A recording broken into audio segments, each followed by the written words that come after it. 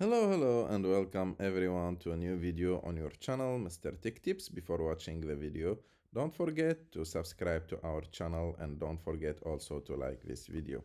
In today's video, I will show you how to download the NVIDIA Chat RTX, the new AI tool that everyone are talking about it now with a lot of features. To download it, it's so easy. You just need to enter to that link. I will put that link on the description of our video. And after that, you enter to that link and go directly to download now. Click on it. Of course, you should see the system requirement. After all, for example, until now it works only on Windows. That, like, this is the GPU, also the RAM, what OS you should be running, and also the drivers and the file size.